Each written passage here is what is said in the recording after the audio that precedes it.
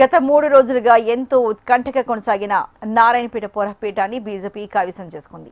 నారాయణపేట మున్సిపాలిటీలో 24 వార్డులలో ఏ పార్టీకి సరైన మ్యాజిక్ ఫిగర్ రాలేదు. దీంతో బీజేపీ 11 స్థానాలతో పాటు స్వతంత్ర అభ్యర్థి మద్దతు ఎంపీ డీకే అరుణ ఎక్స్ఎఫ్సీ ఓటుతో 13 ఓట్ల మ్యాజిక్ ఫిగర్ సాధించింది.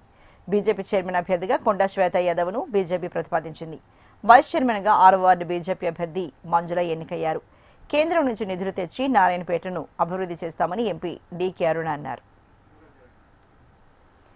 చైర్మన్ పదవి చేజారడంపై నారాయణపేట ఎమ్మెల్యే చిట్టం పల్లికారెడ్డి స్పందించారు.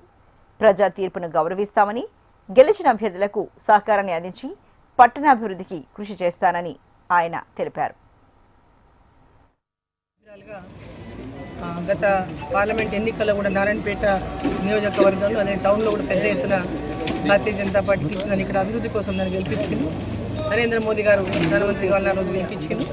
అదేవిధంగా ఈరోజు నారాయణపేట ప్రజలు మరొకసారి నారాయణపేట అభివృద్ధి జరగాలని, కేంద్రంలో బీజేపీ అధికారంలో ఉందని, ఇక్కడ పార్లమెంట్ సభ్యురాలు మరి నేను డీకే అరుణమ్మ ఉంది, మాకు మున్సిపాలిటీ అభివృద్ధి కావాలనేటటువంటి ఒక ఆకాంక్షతో వారిని ఎన్నికల ముందు కూడా వాళ్ళందరూ నేను కోరిన నేపథ్యంలో అందరితో కూడా చాలామందితో కూడా పర్సనల్గా నేను ఫోన్స్ మాట్లాడాను.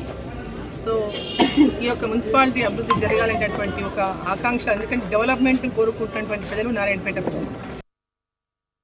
నారాయణపేట మున్సిపాలిటీలో ఎవరైతే ఎన్నికైనరో చైర్మన్, వైస్ చైర్మన్కి కాంగ్రెస్ పార్టీ తరఫున అందరికీ కూడా కంగ్రాచులేషన్స్ చెప్తూ, అదేవిధంగా కౌన్సిలర్లందరికీ కూడా కంగ్రాచులేషన్స్ తెలియజేస్తూ, దురదృష్టి కాలేకపోయినాయి కానీ ప్రజల ఆశీర్వాదం మా పైన ఉంది.